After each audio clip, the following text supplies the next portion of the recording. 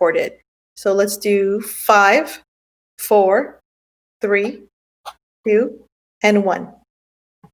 Excellent.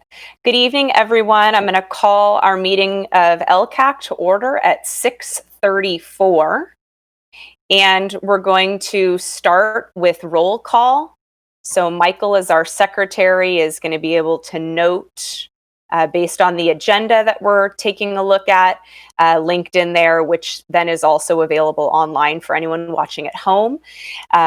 So I'm going to actually, when I call your name, I'm going to actually have you go ahead and unmute and say that you're here, just so we can also check functionality for full engagement for everyone in the meeting.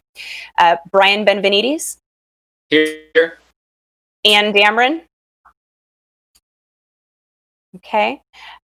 Victoria Burba Carrera is present. Armina Farid? Okay. And then Nishi Begat? Here. And Nishi, do we have the other student rep present yet? I think she's still trying to log on. I think she emailed Miss Duan just now, so. All right. Okay. Well, we'll circle back to that. Yen Chen? Okay. Divya Rani Bellamakonda? Here. Calvin Hearns? Anna Schipper? Here. Twisha Mehta? Here. Marinelle Lum? Okay. Gabriela Lisseth Munoz Gill?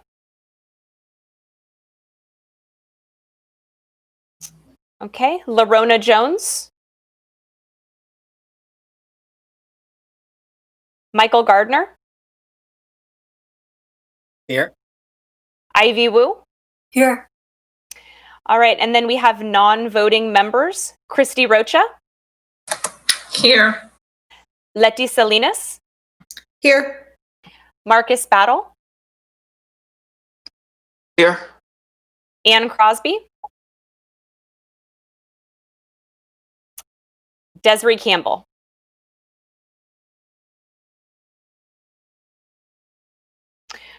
All right. So what we'll do then for protocol for today, I'm going to have my vice chair, Anna Schipper, will help monitor the chat as needed for any informational process questions. So if you notice that someone enters, if we can go ahead and just make sure that if the group can kind of help to make sure that we get them added in, if you know someone that's going to need that, I'll try to check that as well. Moving in between screens, I just in advance appreciate your patience because if I'm looking at the agenda or some other informational item, I won't be able to see things as quickly. So we'll move a little bit slowly just to make sure that we're all on the same page. And I also, if I could, just for note, I think, Michael, were you able to note, because we have a cell phone on the call, for the cell phone, can we have your name as well? I have a number ending in 52.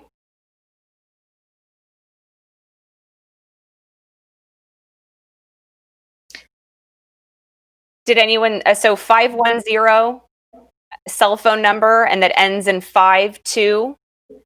I'm guessing they're trying to find a way to unmute. Mm-hmm. Okay. Oh, so you didn't, that's what I was going to ask the group is, did anyone see them unmute themselves in order to participate in roll call? Okay. So that is a problem because then we aren't able to have that person fully participate. Okay.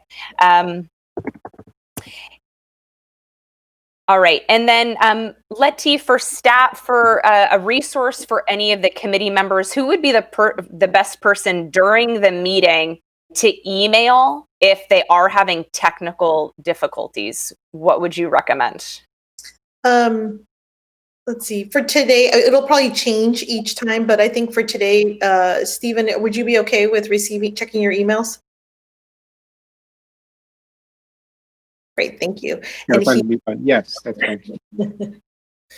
And in case the phone person doesn't know how to unmute, *6 is what my Google star search said. *6 to unmute when on phone.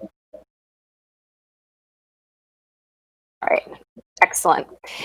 All right, so with that, we're going to move on to public comment. Letty, did we receive any public comment email or sent in? We have no public comment for tonight. All right, excellent. Did any of the committee members have public comment for anything that is not on the agenda this evening?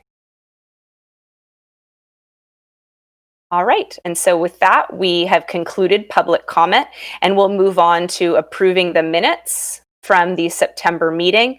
They are linked in the agenda and published online as well.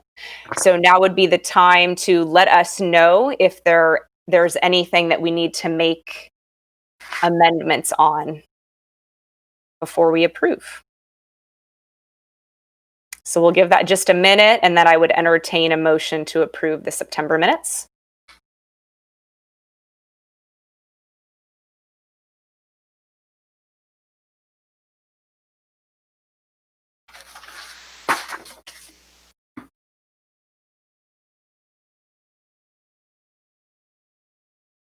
Okay. All right. So seeing no amendments, is there objection to approving the minutes by consent? Seeing no objection. All right, Michael, if you could note then, we've approved those minutes without objection. And we're now going to move on to the 2021 goals and actions, which are linked in your agenda as well. And this is something that we do in the fall every year. For those of us now, we have a few veteran committee members. We just try to refresh our memories and hear a bit about some of the items if we have clarifying questions. That is why our wonderful staff is here to answer those. And it helps you not only know what's in motion for this year, but then when we evaluate the data and then make our plans for next year, we want to have a solid understanding of what we've already approved that is in motion. And we don't make these just for clarifications because we do so many things throughout the year. When staff is talking about these items, they are not changed. They've already been approved. This is already what the plan is for this year. It is possible later on in the spring that staff might let us know that something didn't work out or get expended the way that they anticipated. And that time we might be able to use. It's still not us making a change, though. It's us deciding we might undertake something else for monies that are unspent. But this is not the time to make any changes, but to ask clarifying questions and kind of take notes for ourselves if we wanted to make changes on a future plan.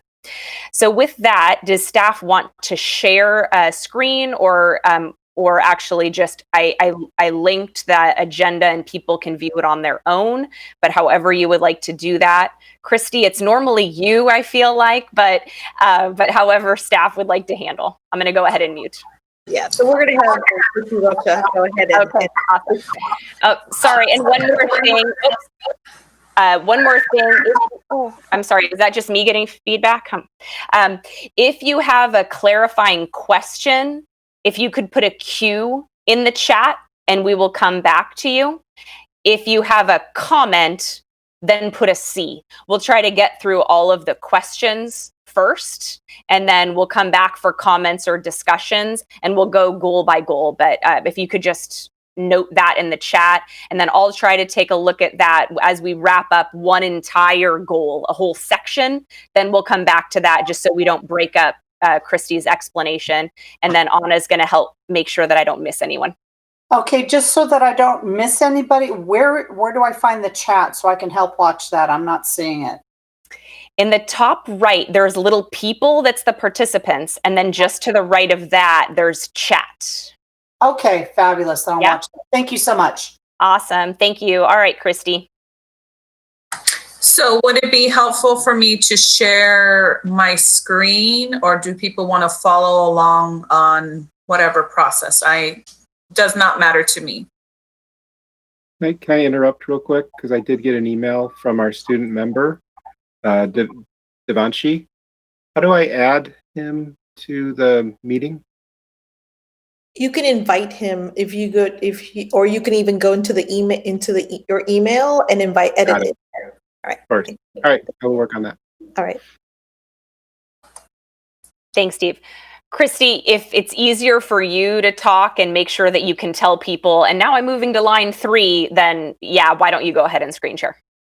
Okay, it's just I will not get to see everybody's reaction, so just please tell me because you go. Yes, Michael, I like that reaction. I just can't see anything once I to the share mode.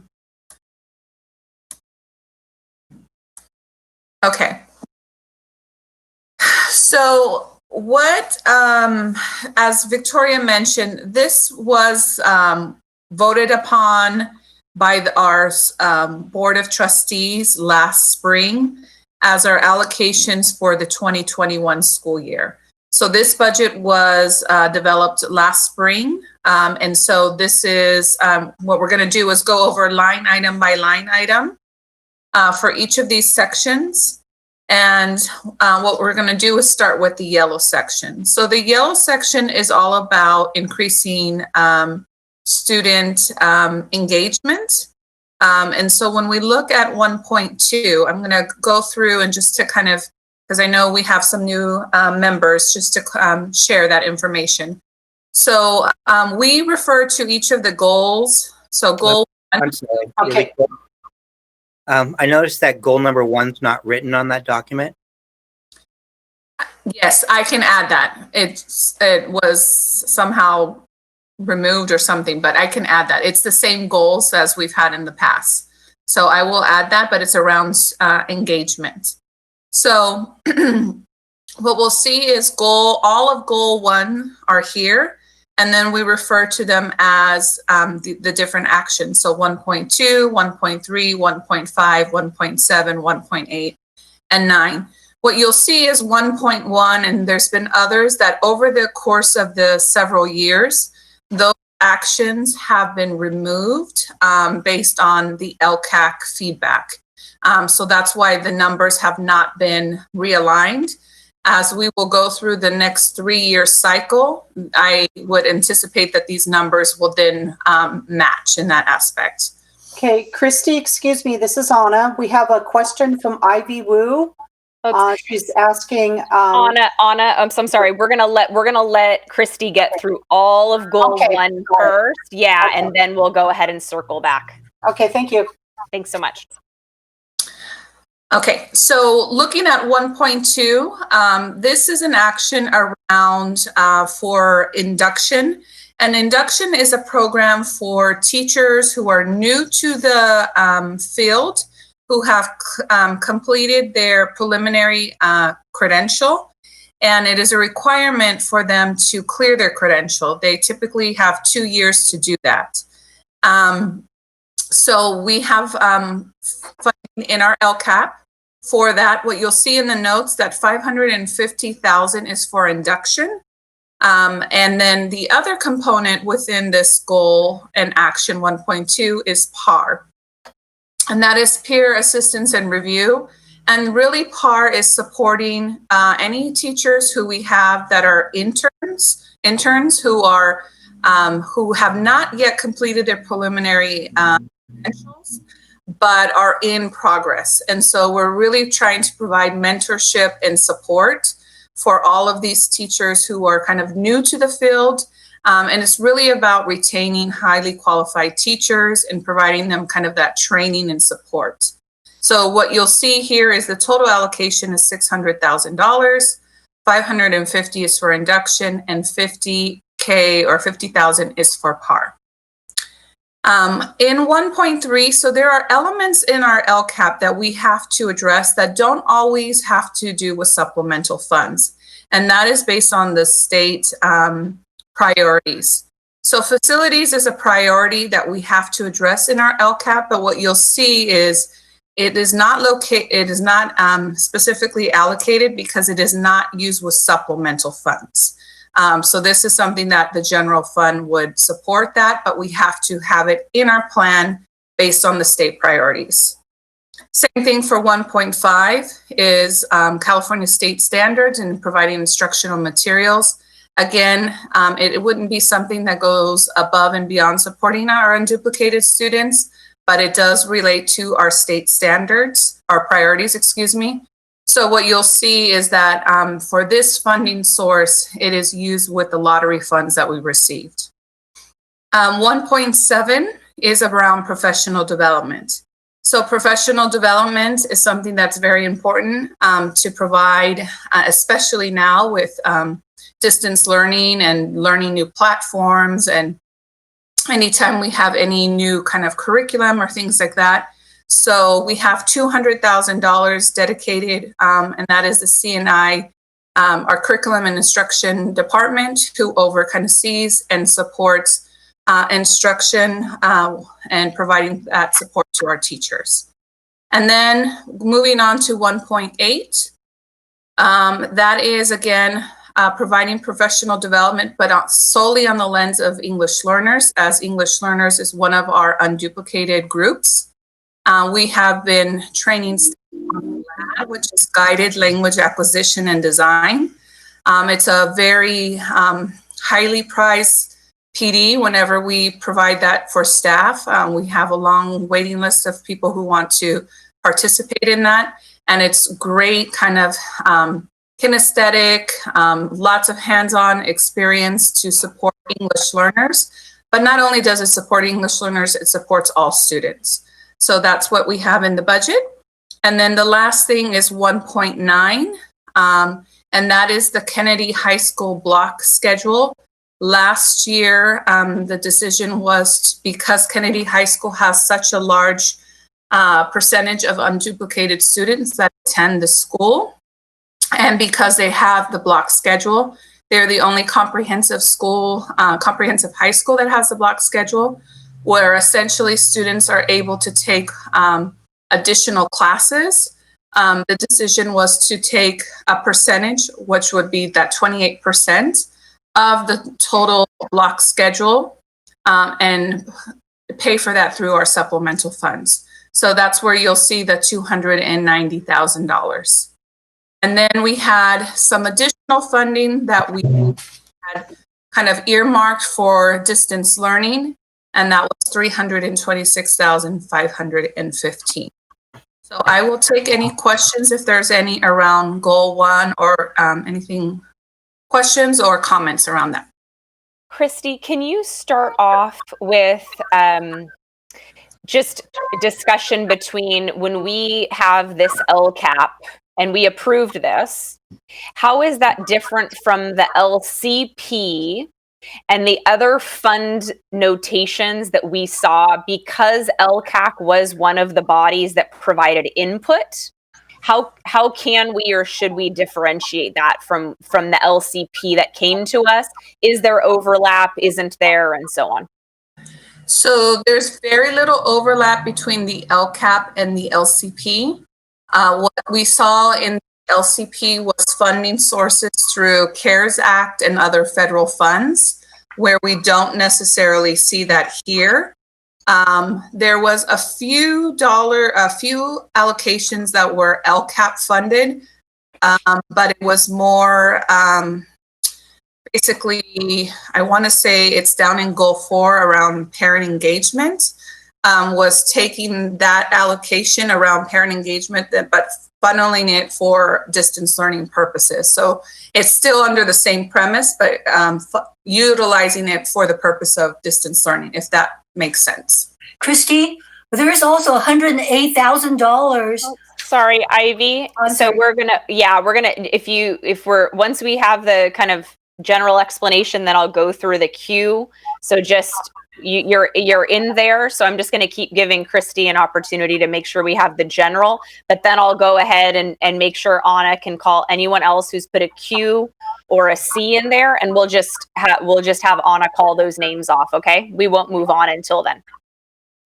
Okay, so another piece of that was that the contingency fund for distance learning, the $326,000, is that completely money through LCAAC, or is any of that overlap with the LCP? Would that amount of money still be something that the LCAAC, for us as a committee, we could choose to have an opinion on how to allocate, or is that something that's through the LCP? That it would be exclusively to the LCAP. However, with pay raises and new staff being onboarded, there has been, we have to look at the budget because there has been some increases to what we originally allocated based on now having new staff in those positions. So this amount could potentially decrease because it was contingency, because we would need to fund more into some of these positions where there are staffing involved. Okay. And then I think we'll get down to other things like technology or other, there's another, there are plenty of other goals. This is only just one goal. So if we have any other ideas, I think that was what the committee would like to know, if they wanted to do other things that weren't covered in LCP, or we allocated some amount, would that be a potential area? So I don't think for at this meeting, but maybe at a future meeting when we actually see what we are on track to spend, you know, and that takes a couple more months, that would be an area. Okay, so I think that's the general, but let's go ahead now. Ivy, you have a question? Now I have two. Okay, so where is the contingency fund for distance learning coming from? Is that a federal?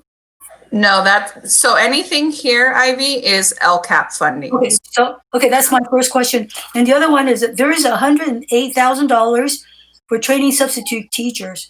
That's from the LCAP fund. So where is that money from? Which category is it from? That is under LCAP, and I believe it would be let me see. It might, I have to look, Ivy, but it might be under 1.7 because it is PD for instructional staff. Yeah, because those are the money used for LCP from the LCAP fund. One is the $108,000 and another $5,000 for online parent training. The online parent training, I can tell you, is in goal for sure. Okay, thank you. Mm-hmm.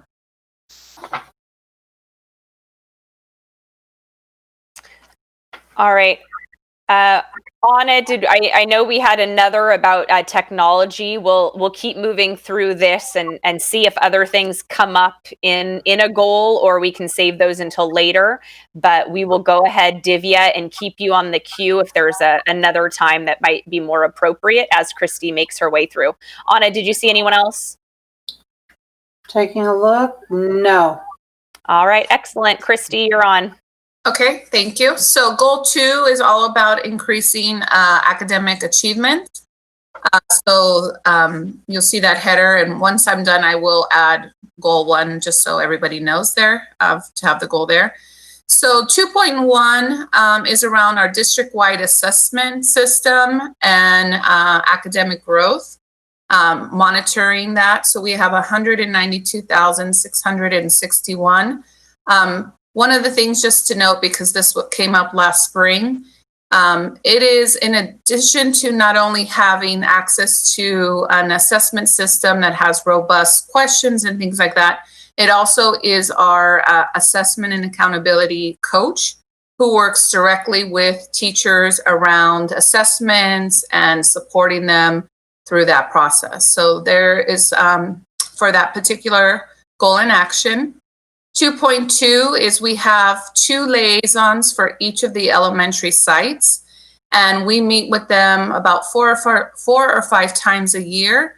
In addition, they work directly with the teachers at their school sites to deliver PD, and the focus is around unduplicated students. So for example, we recently had a liaison meeting, and we did training on all of the new online platforms that we purchased through the LCP, and that was one of those things. And so they received training on Nearpod, BrainPop ELL, all of the different platforms that we have. And then what's nice about this is then they go back to their sites and then provide that specific training to support teachers and our unduplicated students. So we have 2 liaisons per site on that. This 2.3 is coaches. So these are our curriculum and instruction coaches who have been working very, very diligently supporting teachers, especially now with distance learning, helping them to devise schedules and supporting working with small groups and just all the different things that they've been doing. And what you'll see that is $910,327 that has been earmarked in our LCAP. For 2.4, these connecting to real world careers, again, this is what you'll note is not supplemental. This is funded through another funding source. And then we have 2.5, which is implementing literacy strategies. This is pass-through funds that we give each site based on the number of unduplicated students. And basically this funding is to support the library or any other kind of literacy needs that each school might have. And then 2.6, hands-on inquiry-based learning. That one was removed as of last year, so that's why you see that there is 0 funding to that. And then 2.7 is around supporting our English learners in our dual immersion programs. We have both a Spanish and Mandarin immersion program that is a K-8 program. And immersion programs do support English learners so that they can become biliterate and bilingual in both languages. What's that section?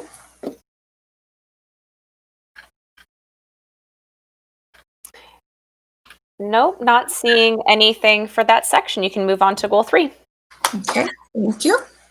So goal 3 is all about interventions and eliminating any barriers that we might, our students might experience. So AVID, as you can see, was in as one of those goals and actions again last year. The LCAAC committee, made the decision to remove that item from LCAP. So that's why you see that there is $0 in that particular area.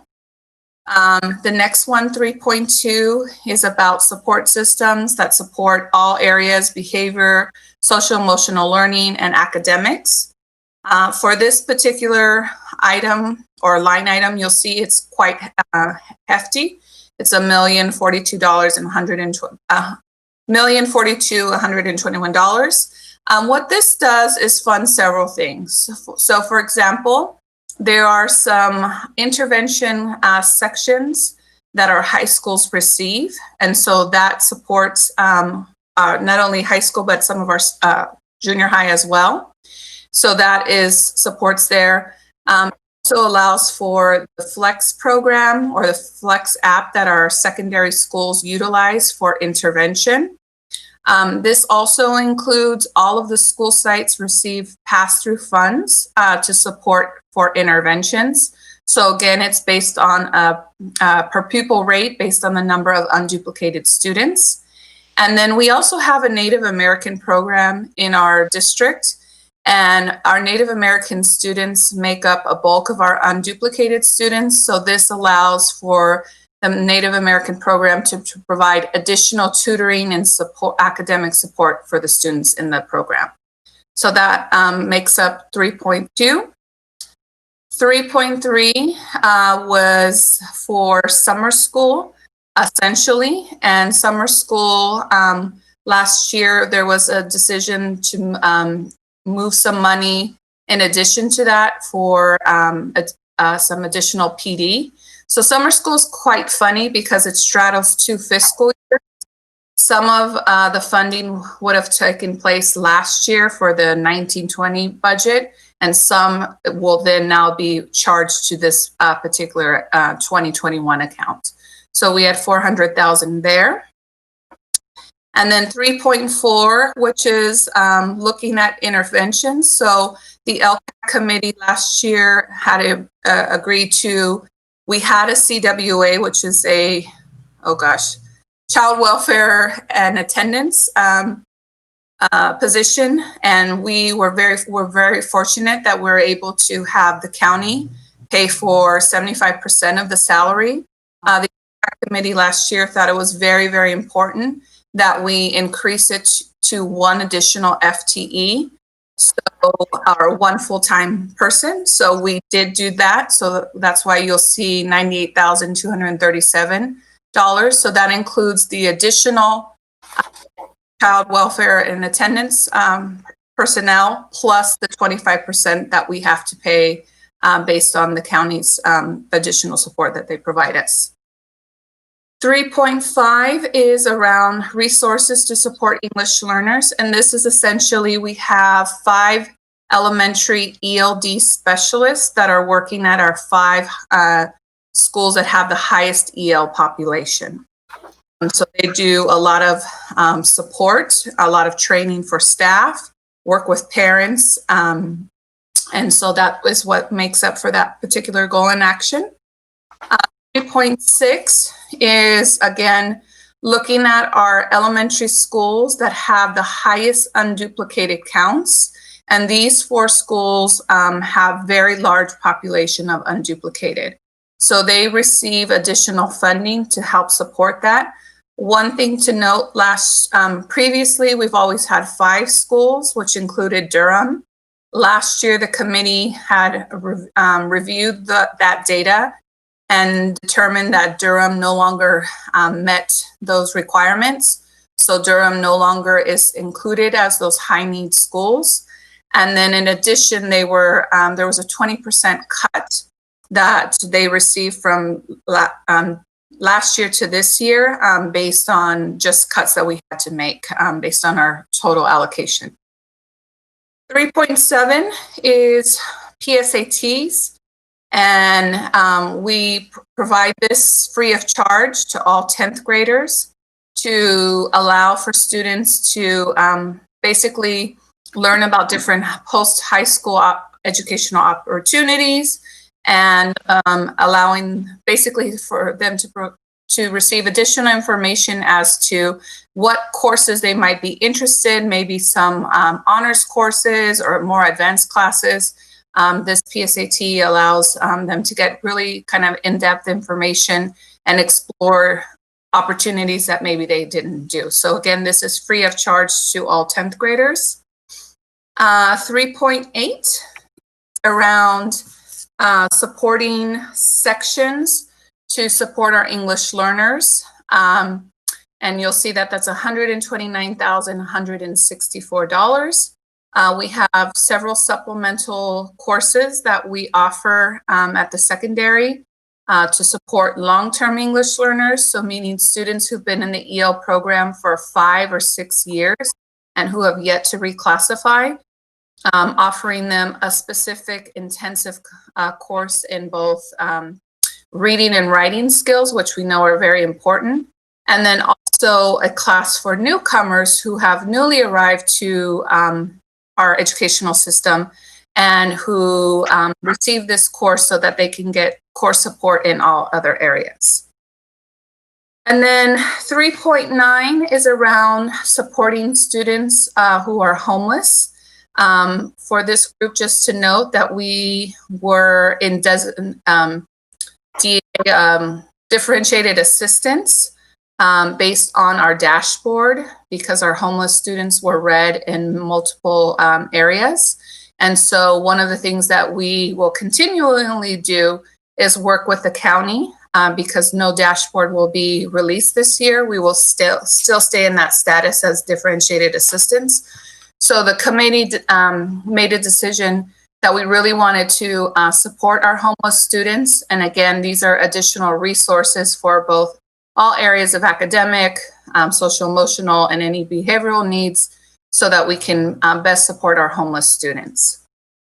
And then the last area is around staff in special ed who support unduplicated students with IEPs. When we saw the nexus between the number of unduplicated students and those who have IEPs, the decision was to take about 19% of the cost for, when we looked at the cost of 4 program specialists, and then 28% of the total school psychologists.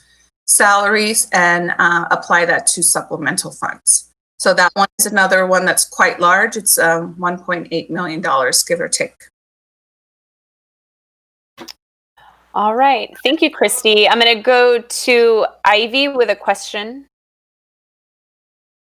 Yes, I just have a question about PSAT. How is it offered this year? Well, How is it offered this year? That is something I know that they're working on. Steve can answer that question. Okay, thank you. But thank you. So the PSAT administration is usually in October for our 10th and 11th grade students. We were not able to deliver that, of course, because of distance learning, and that was the same as everyone else in Alameda County as well. There is a January administration of the PSAT that we have had discussions of offering specifically to the 11th grade students, which is not part of the LCAP, because the LCAP specifically talks about the 10th grade students. The reason we'd offer it for the 11th grade students is this is the most common way students are eligible for the National Merit Scholarship. So we have had discussions with the superintendent about what are our options for that, because we do have to put the order in by December for the test in January. So I don't have any information to share there, but we are looking for a way, at least for our 11th grade students, to take the test. All right. yeah. Ivy, do you have another question on PSATs? Well, I just like to know, so for the 10th graders, they won't have that opportunity until next year then. That's correct, yeah. Unless, well, yeah, there isn't an administration after January. So yeah, that would be the last one. And I don't anticipate we'd have the capacity to do 10th and 11th grade students in January. Huh. But regardless, 11th graders were not part of LCAAC, that funding. So how, yeah, 10th graders have their tests paid for out of the LCAP. 11th graders choose to opt in, and they pay a fee to pay the test, take the test. All right. Okay. Thank you. Marinelle?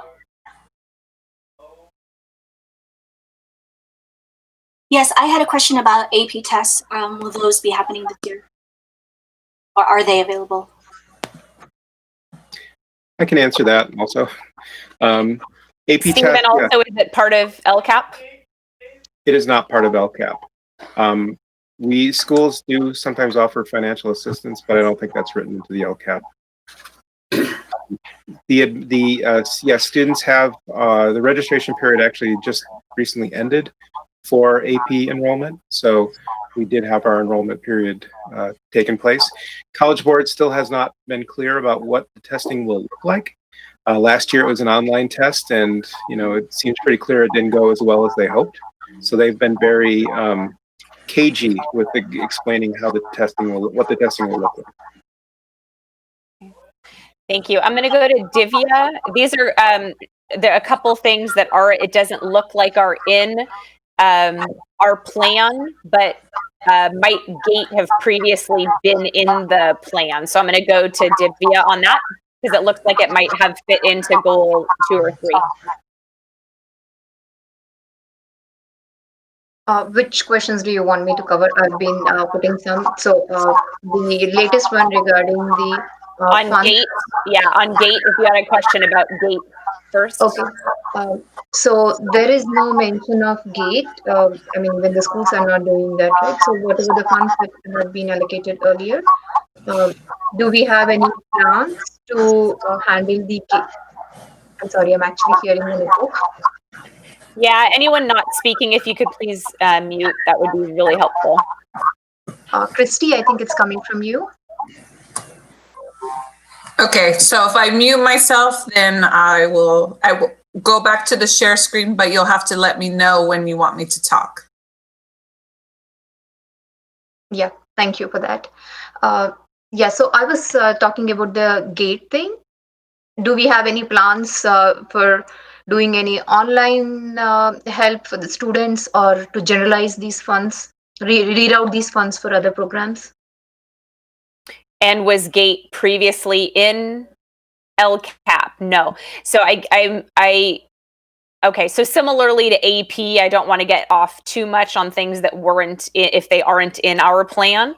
But then Divya, that could be something that when we get towards the spring, if you wanted us to explore GATE and whether it might be appropriate to incorporate into LCAP, if that makes sense.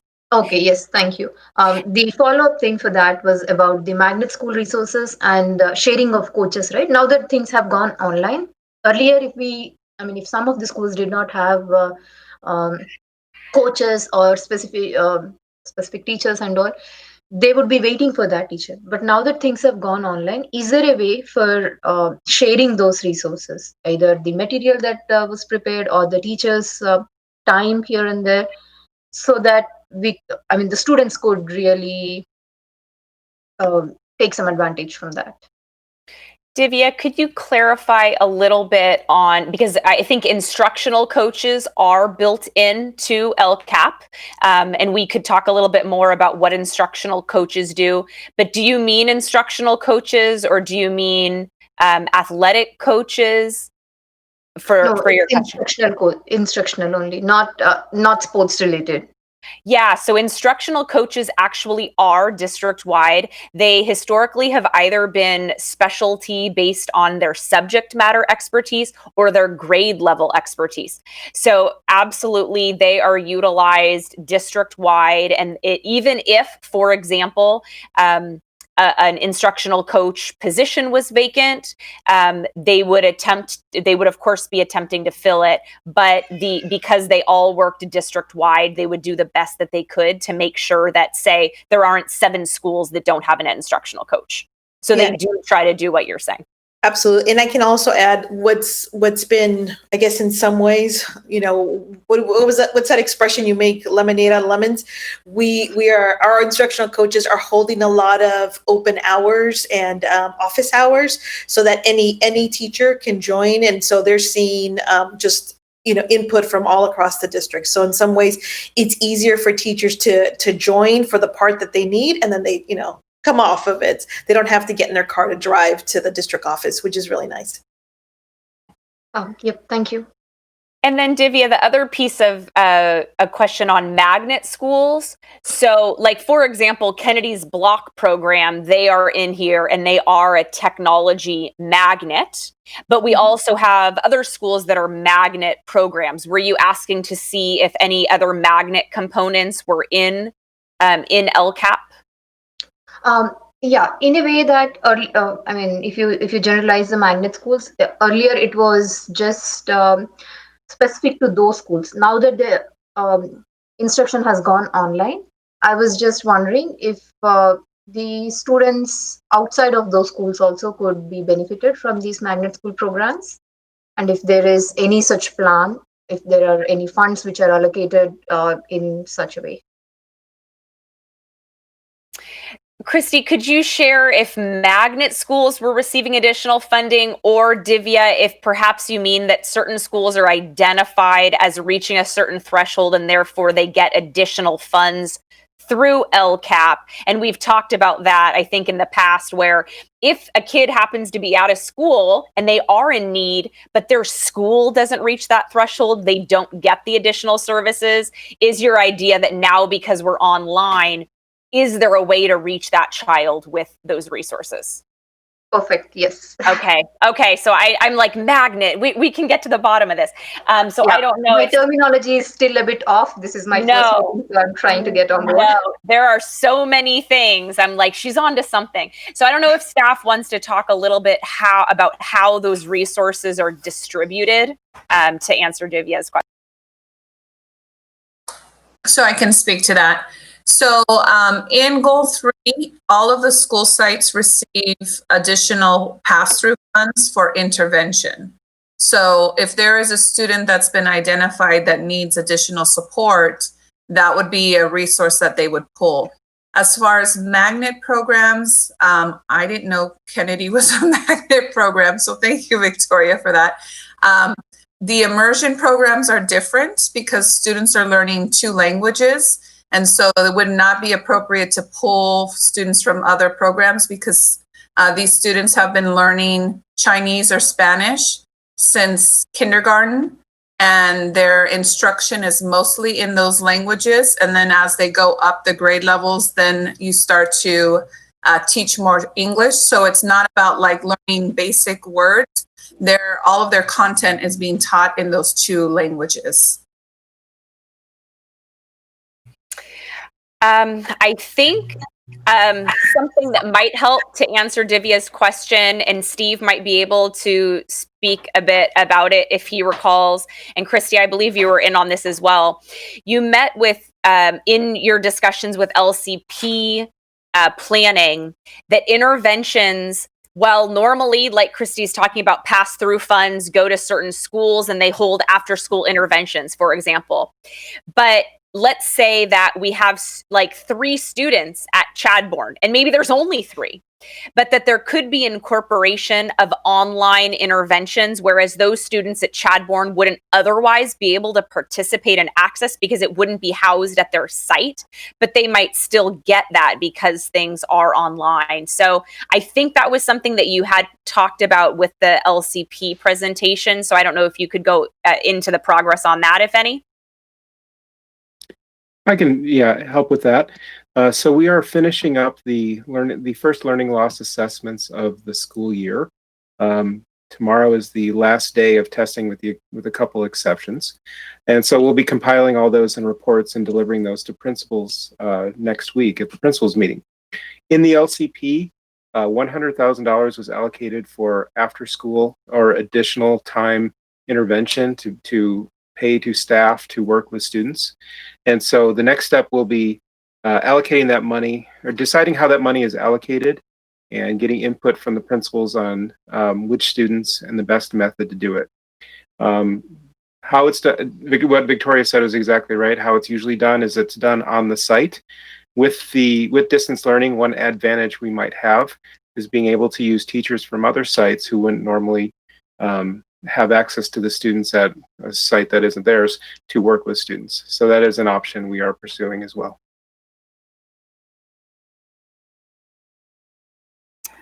All right, and I think that concludes questions for where we are so far. So Christy, if you want to, sorry, I see Michael with 2 questions. Thank you. So the first one has to do with the Native American interventions. I wanted to know, how are we identifying those students or letting families know about the interventions we have available? So we have a process. So it's part of, I think it's Title VII, where students who are identified, and they don't have to have necessarily a tribal card, but affiliation. So that is something through the federal government. Mm-hmm. And so they are identified. We do a lot of outreach to get more families to participate. So they are already part of the Native American program, but this is from the Title VII lens. It's more around cultural aspects, but we're really trying to beef up those academic supports for them. Okay. And then the second question had to do with the money for special education, the 3.10. Now, is that just simply freeing up general fund money, or are we actually using this money to reduce class size or caseload size for special ed and psychologists? It is not reducing caseload, so it would be more about utilizing that because of the percentage that we have, but it would be the general kind of allocations that we would normally see. Okay. The reason I bring it up. Yeah, Michael, the only other thing I would add to that, just for reference, is that we don't actually have contractual class sizes for special education. You bring up a good potential like data marker if that was something we wanted to track in the future, but we would actually have to take a baseline, because it wouldn't be, for example, doing better than the minimums or maximums, if you will, because they don't really exist. There's only kind of recommendations. So otherwise it's a little bit hard to track in that case. Well, I just bring it up because I know that we have to have special education. It's required by federal law. So why is this specifically funded by the LCAP when it's something that the district already has to be doing? All I can tell you that was a decision that was done 2 years ago, maybe, from the LCAAC committee. Looking at the intersection between the number of special ed students and the number of special ed students who are unduplicated.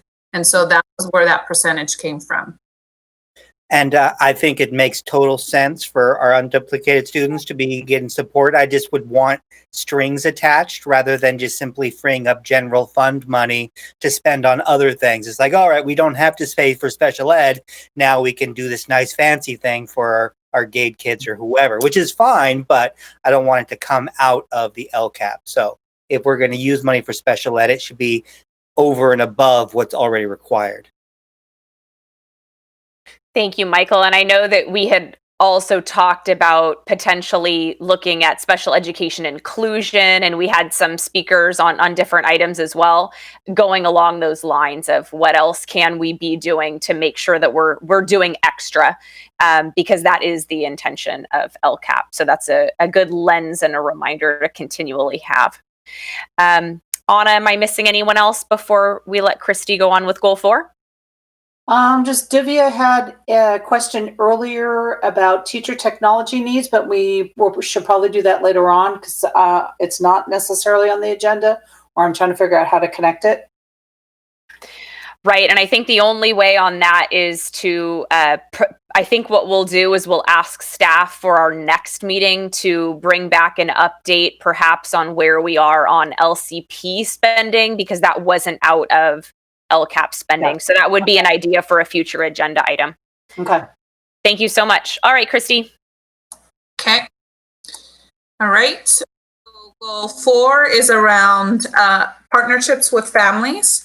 So 4.1 is around supporting our students and our staff around improving school climates, foster healthy relationships across the district. This again is a quite hefty one, $1.4 million, give or take.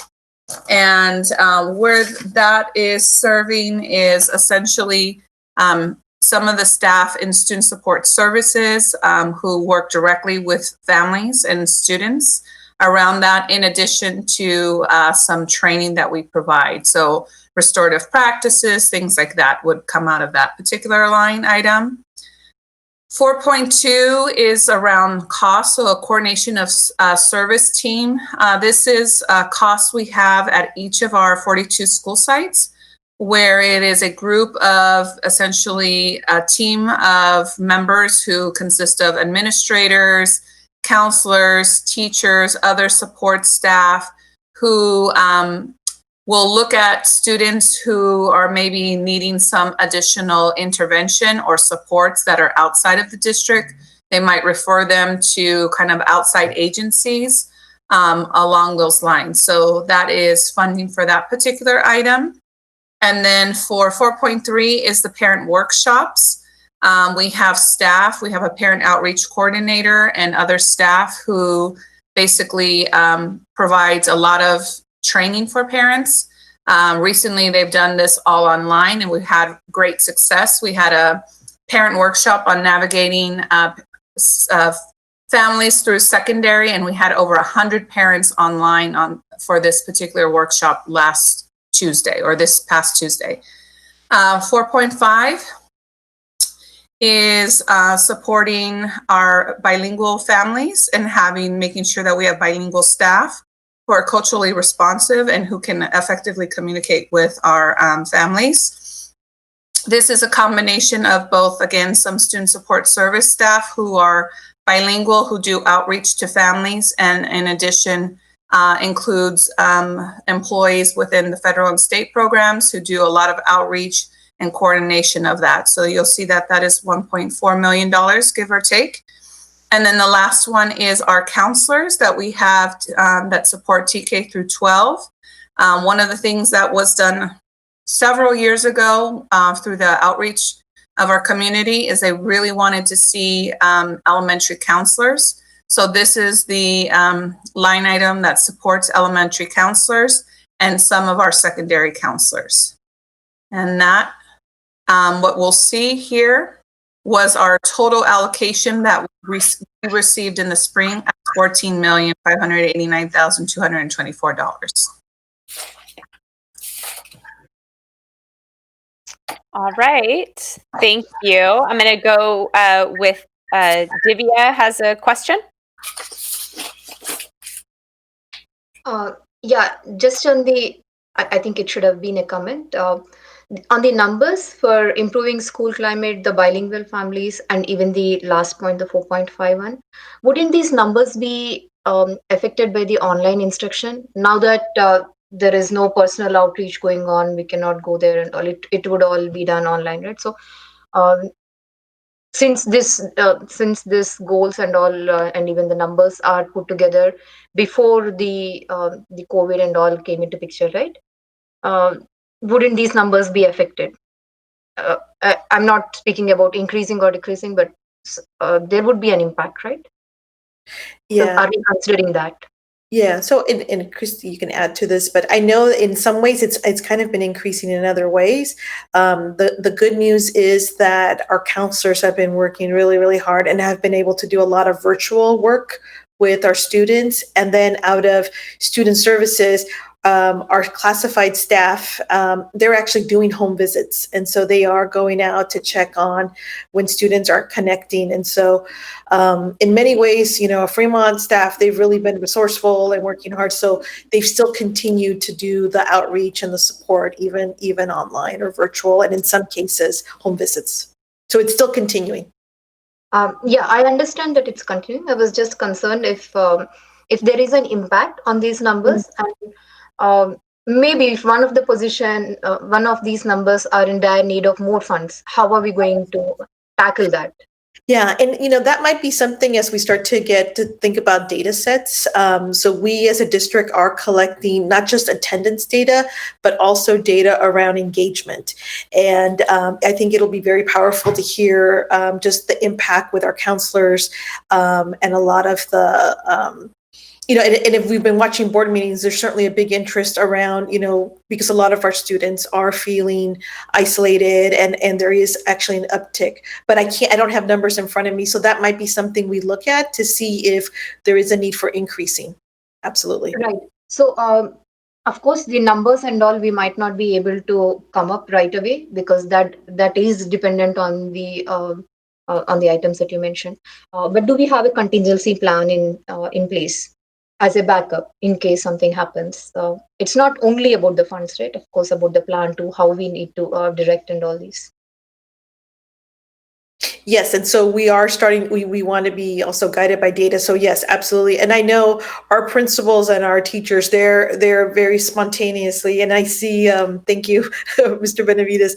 I don't know if you want to share that, just kind of the site perspective, that might be important here too. With permission from the chair, is that okay? You have 35 seconds, Mr. Right. Benavides. Sell it.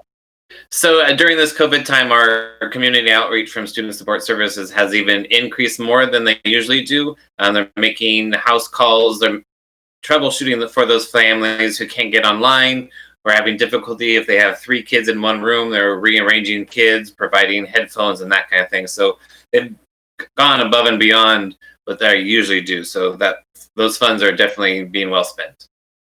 Is that good, Victoria? It's amazing. I think the question still Divya has is, at what point could we assess, is there an opportunity to allocate more funds, in the spring, or even say we don't go back full until next year? This committee needs to keep it kind of at the top of our minds of how we might get money for increased services should we identify a need. So I think that's a really important point. Yep, good point. All right, so I have a question from Ivy, perhaps about how data is presented, and maybe Marcus, if it isn't already something that Christy and Letty have. Is there a way to have a breakdown of these larger chunks? Because Christy's done a great job explaining and going over that with us. But even if for those of us who love spreadsheets and don't mind seeing you spent $11 on this and $5,000 on this, is there a breakdown that we could have access to that actually just has the nitty gritty of of the things for each line item. Yeah, and I think before he speaks, I think I'm also kind of thinking about moving forward. I mean, absolutely, we could probably look at that, but I'm also kind of very cognizant of staff time. So I want to be kind of proactive on the work ahead of us. Because remember, we're doing this 3-year cycle that's going to be huge. And then we're also going to look at the spending of the LCP. So I think that's why I was hoping that, and Christy's doing a great job of taking her time to unpacking it. But I also want to be mindful of staff time and, where do we want to focus time on proactiveness? It is going to be a big lift in terms of, and later on the agenda, when we talk about the graphic organizer, that might be another place where we can really break it down a little bit more and to do something that's a little bit more specific about the numbers. That's my recommendation. Marcus, No, I think Letty said it very eloquently. So I'll leave it here. So should the committee understand that there does not exist an itemization of spending, anything more detailed than what we have? Can I? Yeah, I'm just from staff perspective, all we have is the knowledge that Christy has and shares. We don't actually have it written down, because then I think the committee would need to weigh how much, totally what you're saying about staff time, but that it doesn't exist already in writing. Is that? I mean, we have certainly, we don't have reports that are made up to share for public consumption. We certainly, as managers, can go log in and we have our work. But in terms of like what Christy has put together, that did not come out of a system. She actually had to put it together manually. That's what I mean about staff time. Okay. All right. Ivy, did you want to follow up on that? Yeah, I like to know, okay, like I raised some questions today, and then if I don't have any, I probably won't remember it. So I'm hoping that there's some way that these questions are asked are answered, and because the $5,000, Christy said it's from, goal 4. So I like to know. So which goal is it? So at least I can make a mark for myself. And also, I asked earlier about $108,000. That's from, and Christy mentioned it's probably 1.7. So I make a note for myself. But then it just gets, it's because this is my first year on LCAP, and it's very confusing for me, and with the LCP and all that. So it's kind of hard to track all these numbers. So I'm hoping for something that once we discussed it, we can have it at least listed. So this way we don't have to go back and forth, so that's just my concern. One thing to note is when we have to do the annual LCAP report, that is when things get listed out. But again, waiting on the state board to make a decision, because they will be making changes to that. And if you recall, Ivy, and for some of us who've been around, where you'll see a breakdown of all of the accounts for 1,000s, which is basically certified staff, and then the benefits. And so we break it down at that point. And that's when we have to report it out to the public in that aspect. Okay. So but we're waiting to see what the state board decides, because there will be changes to the LCAP template for this. Christy, at what point in the year, because we don't want to make you do double work, but if we were going to use that sort of itemization anyways for planning and moving forward on the 3-year, like Letty brought up, at what point would you already be producing that itemization that we would be able to take a look at that? Typically that starts happening in about March. Okay. So I think we'll just need, we'll try to think about that from a committee perspective, if that's timely enough in order for us to start building the budget. And then just for committee members, it's always in order if you would like to make a motion to request information, and then we can try to work on that. But we want to weigh kind of staff time versus what's going to help us to do our work. So those are always balancing, but it is always in order for you to make a motion if you would like at any time. And I'd like to also add, going back to like the purpose of our work is also with the setting of the goals. That's going to be huge for us. Because, and then of course out here we have the timeline of when we have to turn in these reports, and certainly our recommendations to the board, with the board being the final, and it goes through two things, right? It's going to have to go through their public hearing where they may make more changes, and then their final approval or rejection of it. So that's going to be the other piece. So that's the other balance as well. Okay. All right. So I'm not seeing any other questions at this point. This is Anna. I think Divya, she had a question. I'm not sure if it was answered. Any plans to allocate funds to coaching 10th graders with the new college admissions guidelines that the AP SAT may not happen this year? I'm not sure if that was touched upon. Divya?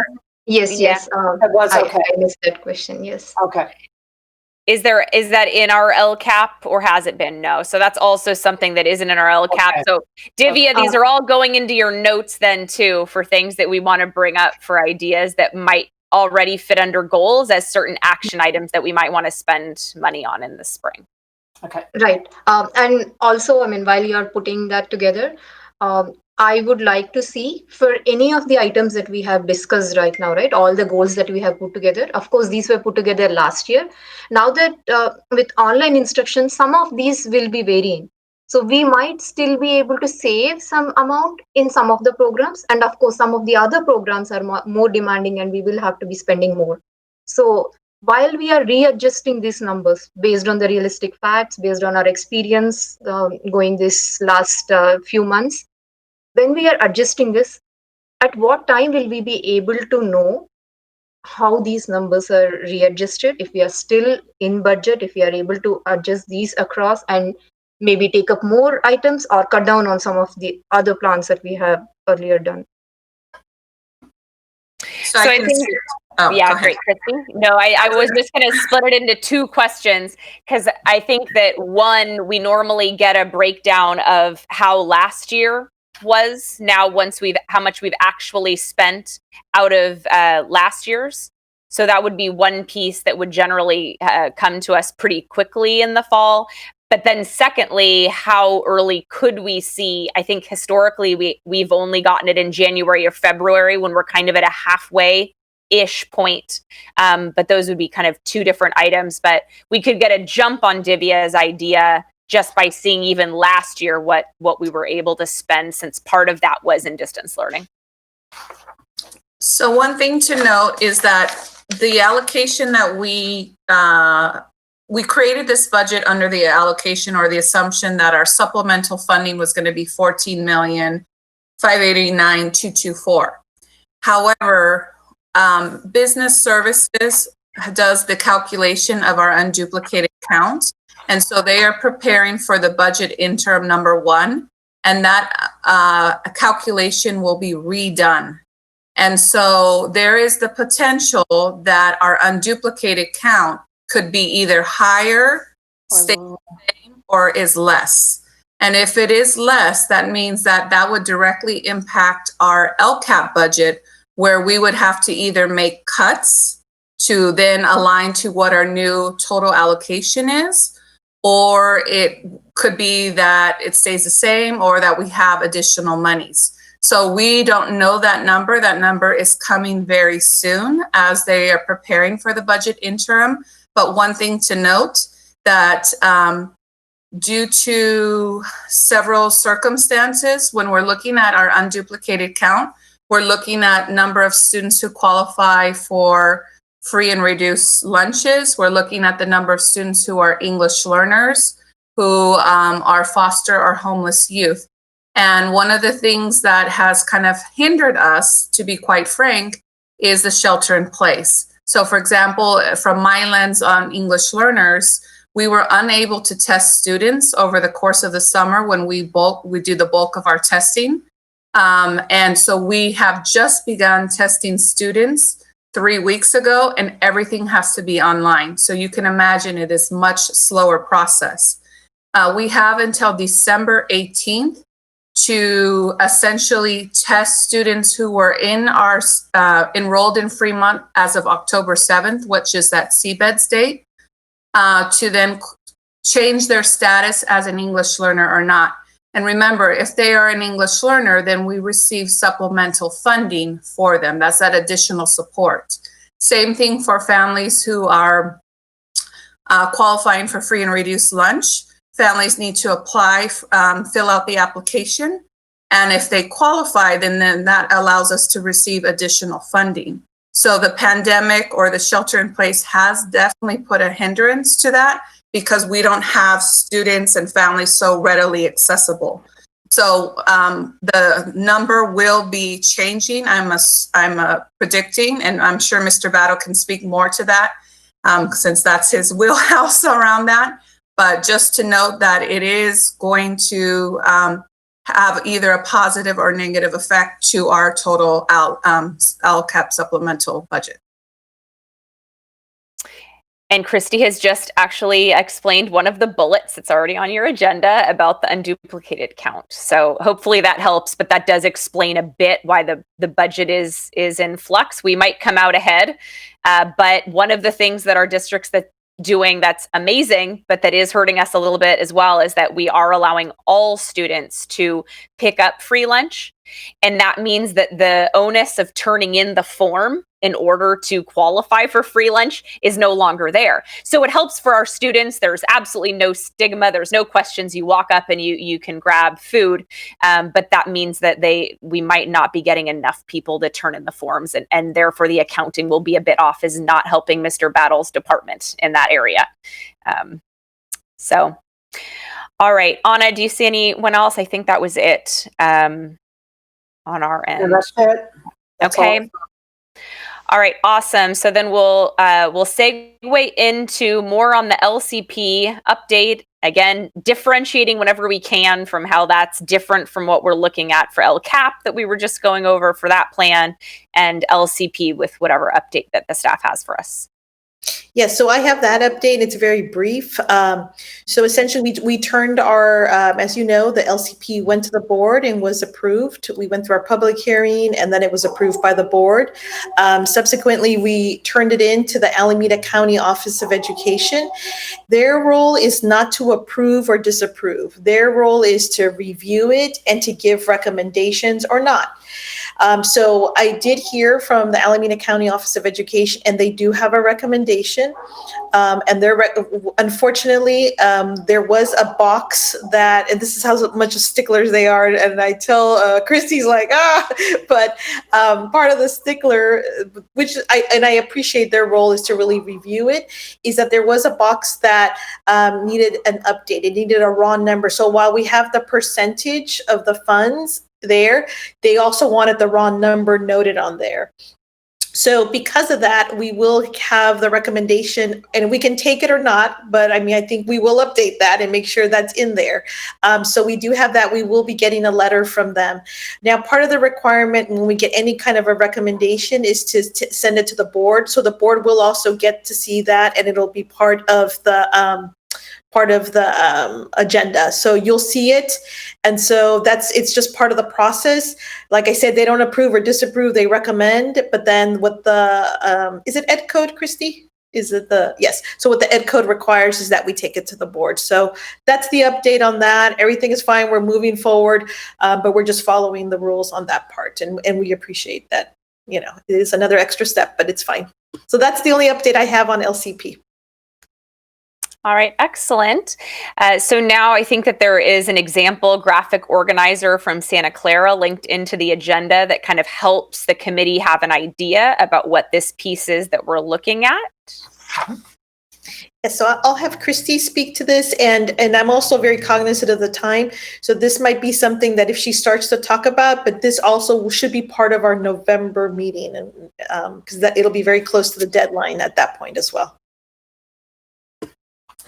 Okay, so that graphic organizer that you see from Santa Clara County is basically just showing us kind of like a timeline or the yearly cycle for the LCAP. So in September, October is when we did the LCP, which was due September 30th. And then in November, December is when we began doing the LCAP expenditures and tracking. One thing that we have pending that is coming is the parent overview or budget overview. That is due December 15th. And that was ed code that that was something that was newly established last year. But due to the pandemic, they moved it from June to December 15th. So we are required, every district in California is required to develop this LCFF budget overview for parents. And it is due on or before December 15th, and it must be done in conjunction with the first interim budget report. So for those of us who maybe were around last year, it's basically a graphic organizer where it basically tells what is the different funding sources that the district has. And so it's a easy document. It's about a one-pager, and it's more of a pie chart where anybody can take a look at it and see all of the different funding sources that are that we receive. Then we get into January and February, and as Letty and others have mentioned, we will be beginning the new 3-year cycle. So we're going to need to be holding that stakeholder engagement. Unfortunately, we don't have the dashboard data because the dashboard has been suspended this year.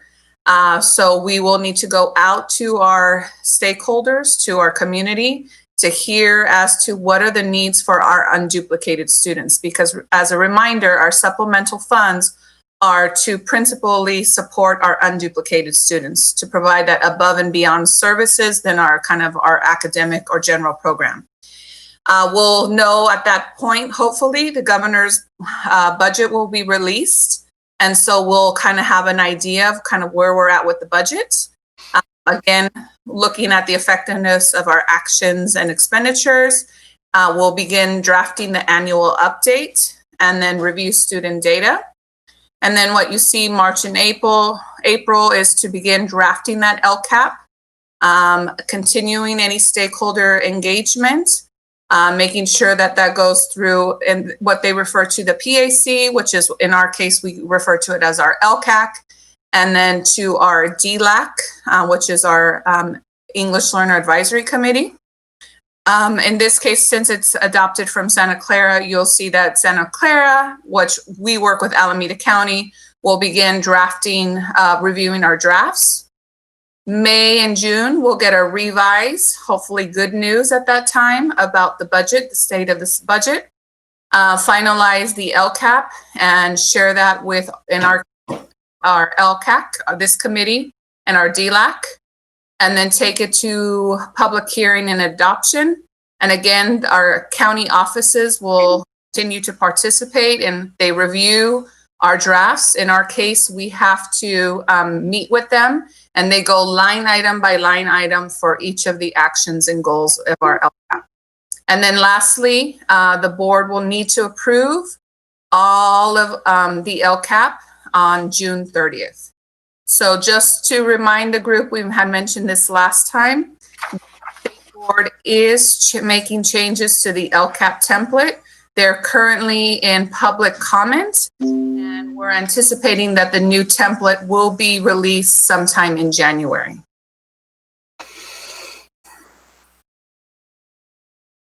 All right.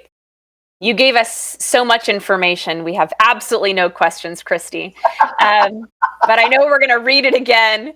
And can the committee know what to expect then for our November meeting? Is this kind of what FUSD is going to be creating? So staff would bring something that we would be viewing that just has FUSD kind of info on it, but the same type of information? I mean, I think, hopefully, and I'm hoping our numbers, so I'm looking at our dates, we should be able to bring a draft in, because we have to also. So yes, that's the goal. That's the goal.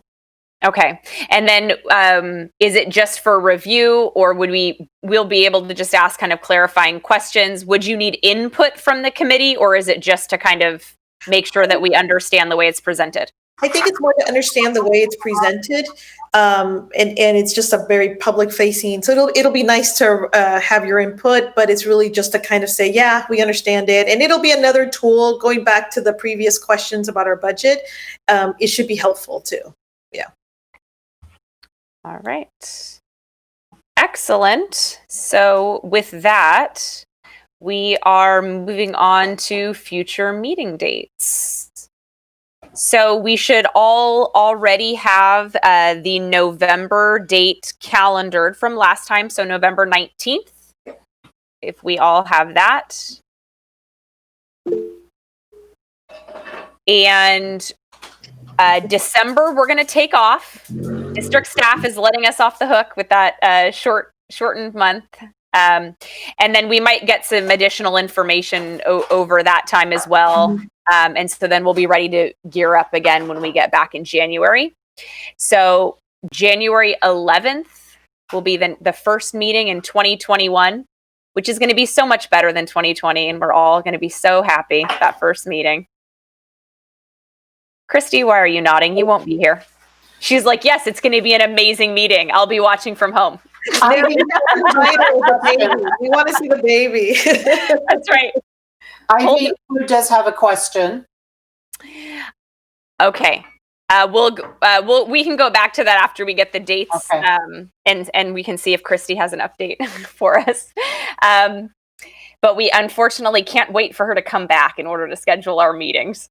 All right, so January 11th, February 22nd, and exactly 1 month, 28 days later, March 22nd. Okay, so from there, Letty, where do you want to wait until November and see if you have more information on kind of the speed of things, or do you think you should? Okay. Yeah, I know that in the past, most districts do have meetings in April and possibly one in early May, but at that point, we've got to really keep plowing through so that we can go ahead and make sure we have this in time for the public hearing in June. So. So I'll know more by the November date. Okay. Okay, so Christy, did you want to give the committee an update on who we could have, or has Steve been in training? I pointed out that Steve is just technically a visitor. He's our LCAAC guest that doesn't leave, but maybe he'll be Christy in your absence and he could be a member. I could never replace Christy. Yes, you can, Steve. I think just to answer that would definitely be up to Letty's department and kind of how they fill that out. Team effort, hard to replace her, but we have to move forward. We get to see the baby pictures later. You all will do a great LCAP. I know it. Yes. Okay. All right. So I think then we can schedule the remainder. Oh, I see Marinelle. So those are Mondays. And then I think what we'll see next month is what the calendar looks like. We just tried to pick an open pocket of dates, Marinelle, and those happen to be those Mondays. And then when we get together next month, we'll see what April and May looks like. For those of us that were on the committee, Letty might not know this, but we were meeting so many days that we hit most days of the week there for a group of 3 meetings. So no promises, Marinelle, but yes, but we'll take a look at the when we come back next month. All right. So with that, Letty, was there anything else that we didn't hit that was on the agenda for staff? Otherwise, our secretary, I would give a point of personal privilege so that he can make sure all of his notes are in order. Michael, did you have something?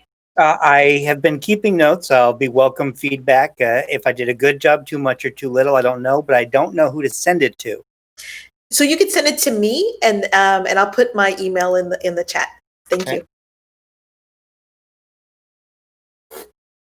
Okay.